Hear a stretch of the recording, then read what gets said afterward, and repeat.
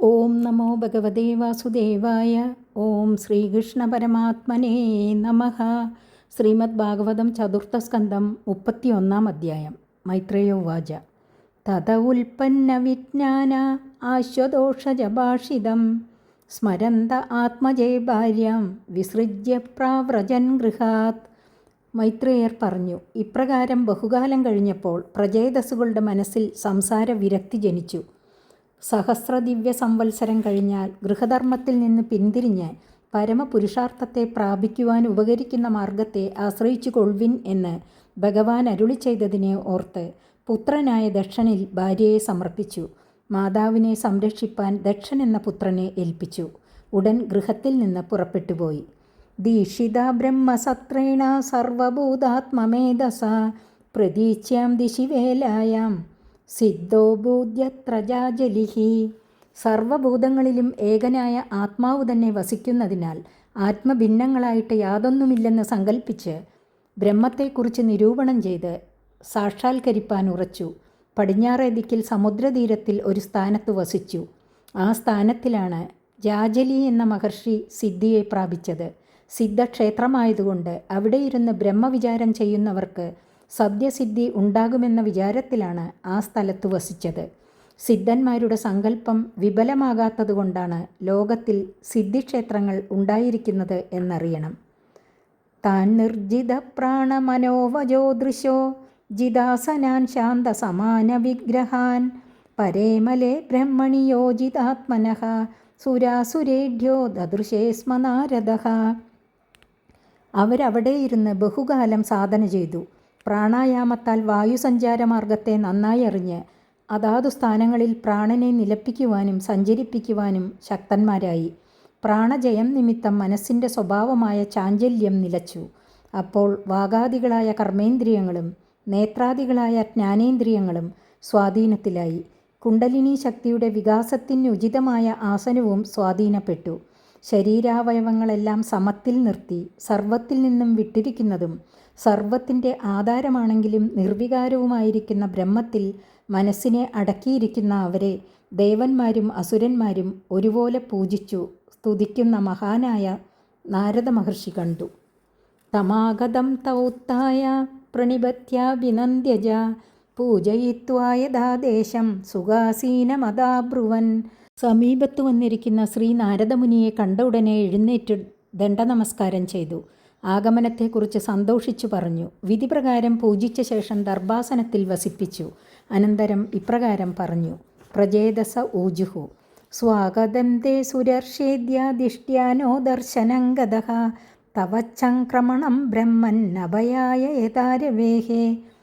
പ്രചേതസ്സുകൾ പറഞ്ഞു, ഹേ ദേവമുനെ, അങ്ങയുടെ ആഗമനം ഞങ്ങളുടെ മംഗളത്തിനായി കൊണ്ടുതന്നെ. അങ്ങയെ കാണുവാൻ സാധിച്ചത് മഹാഭാഗ്യമായി.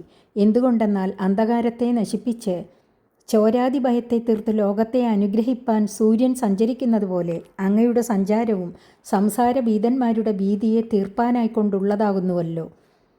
യഥാദിഷ്ടം ഭഗവത ശിവേനാദോഷജേന ച തദ്ഗൃഹേഷു പ്രസക്താനാം പ്രായശക്ഷഭിതം പ്രഭോ.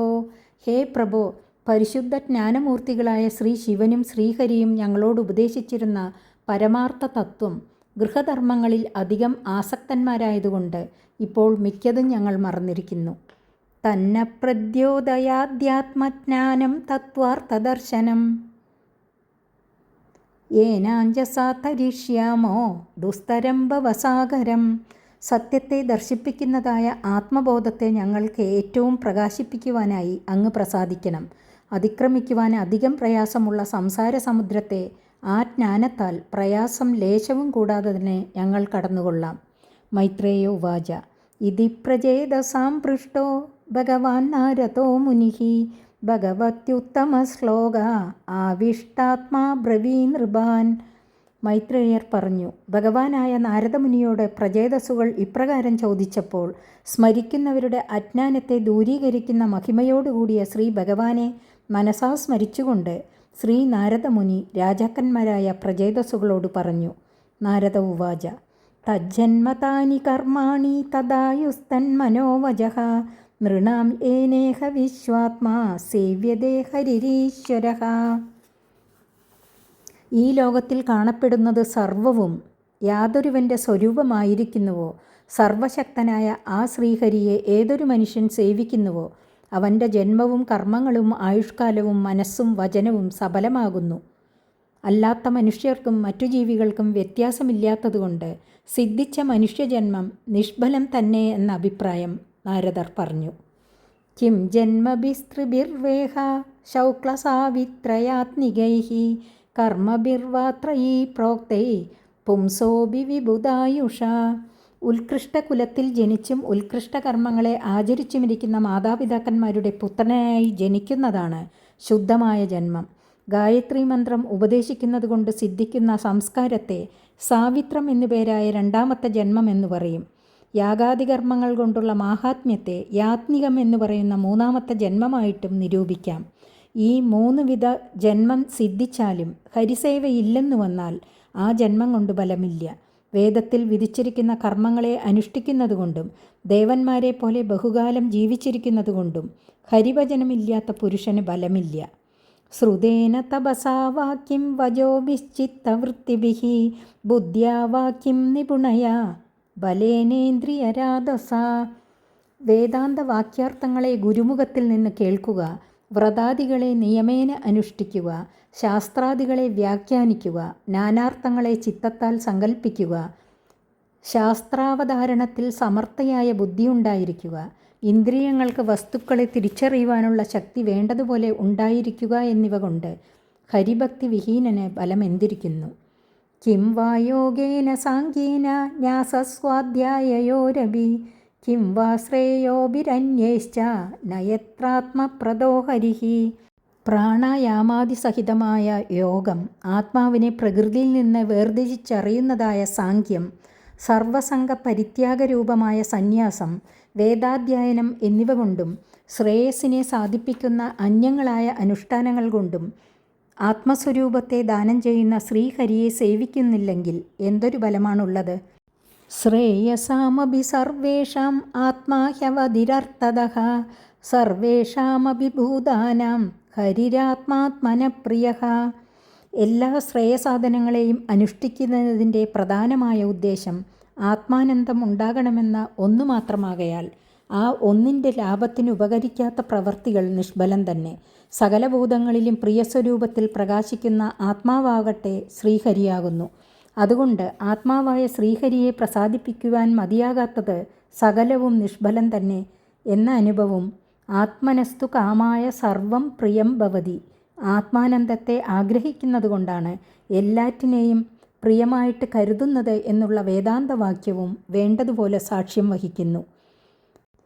യഥാ തരോർമൂലനിഷേചനേന തൃപ്യന്തി തത്സ്കന്ധഭുജോപശാഖാഃ പ്രാണോപകാരാച്ഛ യതേന്ദ്രിയാണാം തദൈവ സർവാർഹണമച്യുതേജ്യ. മരങ്ങളുടെ വേരിൽ വെള്ളം നനയ്ക്കുന്നതുകൊണ്ട് സ്കന്ധങ്ങൾ, കൊമ്പുകൾ, ഉപശാഖകൾ എന്നീ വിഭാഗങ്ങളിലെല്ലാം പല്ലവ പുഷ്പബലാദികളുണ്ടാകുന്നു. പ്രാണതൃപ്തിയെ ജനിപ്പിക്കുന്ന ആഹാരങ്ങളെ സ്വീകരിക്കുന്നതുകൊണ്ടുതന്നെ സകലേന്ദ്രിയങ്ങൾക്കും പ്രവൃത്തിശക്തി ജനിക്കുന്നു. ഇതുപോലെ തന്നെ ഏതുകാലത്തും നാശരഹിതനായ ശ്രീഹരിയെ പൂജിക്കുന്നതുകൊണ്ട് സർവ്വദേവന്മാരും പ്രസാദിക്കുന്നു. ദേവന്മാരുടെ മൂലം ശ്രീഹരിയാകയാൽ ശ്രീഹരിയെ പ്രസാദിപ്പിച്ചാൽ മാത്രമേ കർമ്മങ്ങൾക്ക് വിധിച്ച ഫലങ്ങൾ ലഭിക്കുകയുള്ളൂ. ഓരോ കൊമ്പുകളെ നനയ്ക്കുന്നതുകൊണ്ട് ബലമില്ലെന്നു മാത്രമല്ല, അത് സാധ്യവുമല്ല. ഓരോ ഇന്ദ്രിയങ്ങളെ പ്രത്യേകം പുഷ്ടിപ്പെടുത്തുവാൻ അന്നലേപനാദികൾ ചെയ്തിട്ട് ബലമില്ല എന്നു മാത്രമല്ല, ആന്ത്യം, ബാധിര്യം മുതലായ ദോഷങ്ങൾ കൂടെ അതുനിമിത്തമുണ്ടാകും.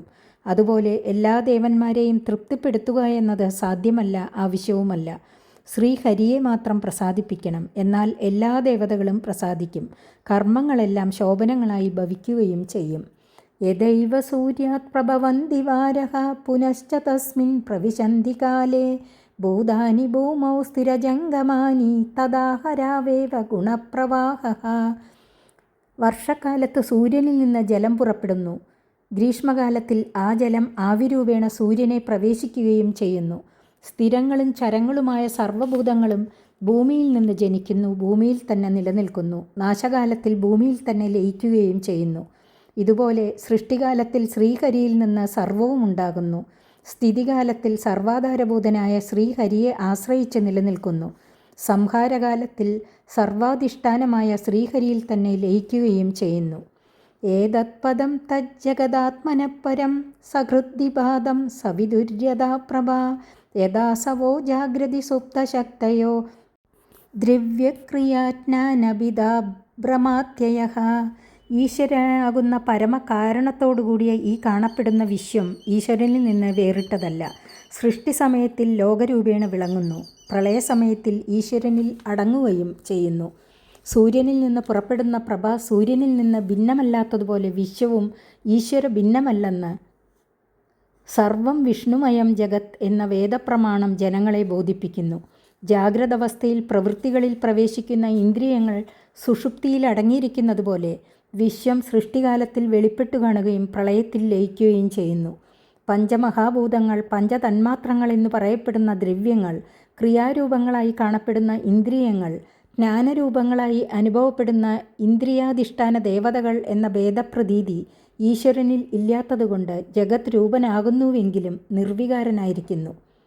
യഥാ നഭസ്യ പ്രഥമപ്രകാശ ഭവന്തി ഭൂപാന ഭവന്ത്യനുക്രമാത് ഏവം പരേ ബ്രഹ്മണി ശക്തയസ്തമോ രജസ്തമസത്വമിതി പ്രവാഹഃ.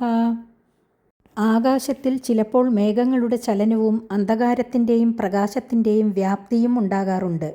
എങ്കിലും ഇവയുടെ ചലനാദികൾ നിമിത്തം ആകാശത്തിൽ യാതൊരു മാലിന്യവും ബാധിക്കുന്നില്ല. അതുപോലെ പരബ്രഹ്മത്തിൽ രജോഗുണം, തമോഗുണം, സത്വഗുണം എന്ന ശക്തികളും ലോകത്തിൻ്റെ സൃഷ്ടി, സംഹാരം, സ്ഥിതി എന്നിവയും ആശ്രയിക്കുന്നുവെങ്കിലും അതുനിമിത്തം വികാരം ഭവിക്കുന്നില്ല. തേനൈകമാത്മാനമശേഷദേഹിനാം കാലം പ്രധാനം പുരുഷം പരേശം സ്വതേജസാദോസ്തഗുണപ്രവാഹമാത്മൈകഭാവേന ഭജദ്വമദ്ദ. സർവത്തിനും മൂലകാരണമായിരിക്കുന്ന ഹേതുവാൽ സകല ദേഹികളിലും ആത്മാവായും കാലസ്വരൂപേണ നിമിത്തകാരണമായും പ്രകൃതിഭാവത്താൽ ഉപാദാന കാരണമായും പുരുഷരൂപത്താൽ കർത്താവായും ഈശ്വരഭാവത്താൽ ബ്രഹ്മവാദികളുടെയും നിയന്താവുമായിരിക്കുന്നവൻ ഏകനായ ഈശ്വരൻ തന്നെ എങ്കിലും ചിച്ചക്തിയുടെ മഹിമയാൽ യാതൊരു വികാരവും കൂടാതെ സച്ചിദാനന്ദ സ്വരൂപനായിട്ട് തന്നെ നിത്യവും ഇരിക്കുന്നു. അപ്രകാരമിരിക്കുന്ന ശ്രീഹരിയെ തന്നെ സർവാത്മഭാവത്തോടുകൂടെ പരമാർത്ഥമായി ഭജിക്കുവിൻ. ദയയാ സർവഭൂതേഷു സന്തുഷ്ട്യാ യേന കേന വാ സർവേന്ദ്രിയോപശാന്ത്യാജ തുഷ്യത്യാശു ജനാർദ്ദനഃ. സർവപ്രാണികളിലും വസിക്കുന്ന ആത്മാവ് ഏകനാകയാൽ അവരിലെല്ലാം ദയയുണ്ടായിരിക്കുന്നതുകൊണ്ടും പ്രാരബ്ധാനുസരണം വന്നുചേരുന്ന ബലങ്ങളിൽ അതൃപ്തി കൂടാതെ സന്തോഷത്തോടുകൂടെ ഇരിക്കുന്നതുകൊണ്ടും വിഷയങ്ങളിൽ പ്രവേശിക്കുന്ന ഇന്ദ്രിയങ്ങളെ അവയിൽ ദോഷദർശനം നിമിത്തം ഉപസംഹരിക്കുന്നതുകൊണ്ടും ഭക്തന്മാരുടെ അവിദ്യയെ നശിപ്പിച്ച് ആത്മാനന്ദത്തെ പ്രകാശിപ്പിച്ച് പരമപുരുഷാർത്ഥത്തെ നൽകുന്ന ജനാർദ്ദനൻ അതിവേഗത്തിൽ പ്രസാദിക്കും. അബഹദ സകലൈഷണാമലാത്മനി അവിരതമേദിതഭാവനോ ബഹൂദഃ നിജ്ജനവശഗത്വമാത്മനോയ നസ്സരതി ഛിദ്രവദക്ഷരസദാം ഹി. ലോകവാസന, അർത്ഥപുത്രാദിഭാവങ്ങളിലുള്ള താത്പര്യം മുതലായ ദോഷങ്ങളുടെ നിശേഷ നാശം നിമിത്തം സുപ്രസന്നമായ സജ്ജനാന്തകരണത്തിൽ അവരുടെ നിരന്തര ഭക്തിഭാവം നിമിത്തം നിത്യവും സന്നിധാനം ചെയ്തിരിക്കുന്ന ശ്രീ ഭഗവാൻ സകല ഐശ്വര്യപരിപൂർണൻ. ഹൃദയാകാശം എങ്ങനെ ഹൃദയത്തെ തന്നെ ആശ്രയിച്ചിരിക്കുന്നുവോ അതുപോലെ ഭക്തഹൃദയത്തെ തന്നെ ആശ്രയിച്ചിരിക്കും, ആ സ്ഥാനം വിട്ടുപോകുകയില്ല. ഇങ്ങനെ ഇരിക്കുന്നതുകൊണ്ട് താൻ ഭക്തജനങ്ങൾക്ക് അധീനനാണെന്ന് ഭഗവാൻ ഭക്തന്മാരെ ധരിപ്പിക്കുന്നു. സ്വാത്മാവിനെ തന്നെ അവർക്കായി ഈ വിധം നൽകുന്ന ഭക്തവത്സലൻ പിന്നെ എന്തോന്നിനെയാണ് നൽകാതിരിക്കുക? നഭജതി കുമിനീഷിണാം സൈജ്യാം ഹരിരധനാത്മധനപ്രിയോ രസജ്ഞഃ ശ്രുതധനകുലകർമ്മണാം അധൈര്യേ വിദധതി പാപമകിഞ്ചിനേഷു സത്സു. സ്വഭക്തന്മാർക്ക് അധീനനാണെങ്കിലും കുൽസിതന്മാരുടെ പൂജാദികളെ സ്വീകരിക്കാത്തവനാകുന്നു ശ്രീഹരി എന്ന് ബോധിപ്പിക്കുന്നു. കുൽസിതന്മാർ ആരാണെന്ന് ചിന്തിക്കുന്ന പക്ഷം പറയാം, സാവധാനത്തിൽ കേൾക്കുക. ശാസ്ത്രാഭ്യാസം, ധനാധിക്യം, മഹൽകുലത്തിൽ ജനനം, ഉത്കൃഷ്ട കർമ്മങ്ങൾ എന്നിവ നിമിത്തം അഹങ്കാരയുക്തന്മാരായിട്ട് ഏതൊരുത്തർ ധനാദികളെ ലേശാനാഭി ആഗ്രഹിക്കാത്തവരും ആത്മാവായ ഭഗവാനെ തന്നെ സർവോത്തമ ധനമായി കരുതിയിരിക്കുന്നവരുമായ സജ്ജനങ്ങളിൽ ധിക്കാരത്തെ പ്രകാശിപ്പിക്കുന്നുവോ അവരാകുന്നു കുൽസിത ബുദ്ധികൾ. സാധുജനങ്ങളിൽ പ്രിയനും അവരുടെ ഭക്തിരസത്തെ അറിഞ്ഞിരിക്കുന്നവനുമായ ഭഗവാൻ ആ കുൽസിതന്മാർ ചെയ്യുന്ന പൂജയെ സ്വീകരിക്കുന്നില്ല. സ്വഭക്തന്മാരെ ദ്രോഹിക്കുന്നത് തന്നെ ദ്രോഹിക്കുന്നതായി ധരിക്കുന്നതാണല്ലോ ഭക്തവാത്സല്യ ലക്ഷണം.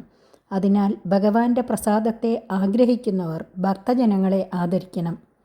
ശ്രീയമനുസരതീം തദർത്തിനശ്ച ദിപദപദീൻ വിബുധാംശ്ച യത്സ്വപൂർണഃ ന ഭജതി നിജഭൃത്യവർഗതന്ത്രഃ കഥമമുദ്വിസൃജേത് പുമാൻ കൃതജ്ഞഃ. നിജാനന്ദ പരിപൂർണനും ഭക്തന്മാർക്ക് അധീനനുമായ ഭഗവാൻ നിത്യവും തന്നെ ആശ്രയിച്ചിരിക്കുന്ന ശ്രീദേവിയെ കൂടെ ആദരിക്കുന്നില്ല. ശ്രീദേവിയുടെ കടാക്ഷത്തെ കാക്ഷിക്കുന്ന രാജാക്കന്മാരെയും ദേവന്മാരെയും ആദരിക്കുന്നില്ലെന്ന് പിന്നെ പറയണമോ? സർവാത്മഭാവേന ഏതൊരുത്തർ തന്നെ നിരന്തരം ഭജിക്കുന്നുവോ അവർക്ക് ആത്മാവിനെ തന്നെ ദാനം ചെയ്യുന്നത് ഭഗവത് സ്വഭാവമാണെന്ന് ധരിച്ചിട്ടുണ്ടെങ്കിൽ ആ പുമാൻ ഭഗവാനെ ഒരു നിമിഷനേരമെങ്കിലും സ്മരിക്കാതെ ഇരിക്കുന്നതെങ്ങനെ? ഭഗവാനെ മറന്നിരിക്കുന്നത് തന്നെ മൂർഖലക്ഷണം. മൈത്രേയ ഉവാച ഇതി പ്രജേതസോ രാജൻ അന്യാം ച ഭഗവത് കഥാഃ ശ്രാവയിത്വാ ബ്രഹ്മലോകം യയൗ സ്വയംഭുവോ മുനിഃ. മൈത്രേയർ പറഞ്ഞു, ഹേ രാജൻ, ഇപ്രകാരമുള്ളതും ധ്രുവാദി ഭക്തന്മാരെ സംബന്ധിച്ചതുമായ ഭഗവത് കഥകളെ പ്രജേതസ്സുകളോട് ഉപദേശിച്ച ഭഗവാൻ ശ്രീ നാരദമുനി ബ്രഹ്മലോകത്തേക്ക് പോകുകയും ചെയ്തു. തേബി തന്മുഖ നിർയാതം യശോലോകമലാപഹം ഹരേർനിശമ്യ തൽപാദം ധ്യായന്തസ്തദ്ഗതിം യയുഹു. ആ പ്രജേതസ്സുകളാകട്ടെ ശ്രീ നാരദമുഖത്തിൽ നിന്ന് ഉത്ഭവിച്ചതും സകല ലോകത്തിൻ്റെ രാഗലോപാധി മനോമാലിന്യത്തെ നിശേഷം നശിപ്പിച്ച് പരമശുദ്ധിയെ നൽകുന്നതുമായ ശ്രീ ഹരികീർത്തിയെ കേട്ടിട്ട് ഹരിപാദത്തെ തന്നെ നിരന്തരം ധ്യാനിച്ചുകൊണ്ട് അവസാനത്തിൽ ഹരിപാദത്തോട് ചേരുകയും ചെയ്തു. ഏതത്തെ വിഹിതം ക്ഷത്തഃ യത്മാം ത്വം പരിപൃഷ്ടവാൻ പ്രചേതസാം നാരദസ്യ സംവാദം ഹരികീർത്തനം. ഹേ വിതുര, പ്രചേതസ്സുകൾ ആരാണ്? ആരുടെ പുത്രന്മാർ? നാരദമുനിക്കും അവർക്കും സംഗമം എങ്ങനെയുണ്ടായി എന്ന് വിസ്തരിച്ചു പറയുവാൻ അങ്ങ് ചോദിച്ചുവല്ലോ. പ്രചേതസ്സുകൾക്കും നാരദനും തമ്മിൽ ഹരികീർത്തനം അടങ്ങിയതായ ആ സംഭാഷണം ഞാൻ അങ്ങയോട് പറഞ്ഞു. ഭക്തനായ നിന്റെ പ്രശ്നം നിമിത്തം ഹരിസ്മരണം ചെയ്യുവാൻ എനിക്കും ഇടയായതിൽ സന്തോഷമുണ്ട്. ശ്രീശുക ഉവാച യേഷ ഉത്താനപാദോ മാനവസ്യാനുവർണിതഃ വംശപ്രിയവ്രതസ്യാഭി നിബോധ നൃപസത്തമ. ശ്രീശുകമുനി അരുളി ചെയ്തു, ഹേ രാജശ്രേഷ്ഠ, സ്വയംഭൂമനുവിൻ്റെ പുത്രനായ ഉത്താനപാദ മഹാരാജാവിൻ്റെ വംശത്തെ ക്രമാനുസരണം അങ്ങയോട് പറഞ്ഞു. പ്രിയവ്രതൻ്റെയും വംശം പറയാം, മനസ്സിരുത്തി കേൾക്കുക. യോ നാരദാത്മവിദ്യാമധിഗമ്യ പുനർമഹീം ഭുക്ത്വാ വിഭജ്യ പുത്രേഭ്യഃ ഐശ്വര്യം സമഗാത്പദം. പ്രിയവ്രതൻ ആദിയിൽ ശ്രീ നാരദമുനിയിൽ നിന്ന് ആത്മവിദ്യയെ ഗ്രഹിച്ചു. പിന്നെ രാജപരിപാലനം ചെയ്തു. അതിനുശേഷം രാജ്യത്തെ പുത്രന്മാർക്ക് വിഭജിച്ചു കൊടുത്തു. തപസ്സു ചെയ്തു ഭഗവത് പാദത്തെ പ്രാപിക്കുകയും ചെയ്തു. ഇമം തു കൗഷാര വിണോപവർണിതാം ഷത്താനിശമ്യാജിതവാദസത്കഥാം പ്രവൃദ്ധഭാവോശ്രുകലാകുലോ മുനേർ ദധാരമൂർധ്ന ചരണം ഹൃദാ ഹരേഹ. കേൾക്കുന്നവരുടെ മനോമാലിന്യത്തെ നശിപ്പിക്കുന്നതായ ശ്രീഹരിയുടെ ഭക്തവാത്സല്യാദി മാഹാത്മ്യത്തെ ഇപ്രകാരം മൈത്രേയർ വർണ്ണിച്ചതിനെ സശ്രദ്ധം കേട്ട വിതുരർക്ക് ഭഗവത് പാദത്തിൽ ഭക്തി വർദ്ധിച്ചതുകൊണ്ട് ആനന്ദബാഷ്പത്താൽ സംസാരിപ്പാൻ അശക്തനായി ഭവിച്ചിട്ട് ഭഗവാന്റെ പാദത്തെ ഹൃദയത്താൽ ധരിച്ചു, മുനിയുടെ പാദത്തെ ശിരസ്സുകൊണ്ട് ധരിച്ചു. വിതുര ഉവാച സോയമദ്യ മഹായോഗിൻ ഭവതാ കരുണാത്മന ദർശിതസ്തമസപ്പാരോ യത്ര കിഞ്ചനഗോ ഹരിഃ.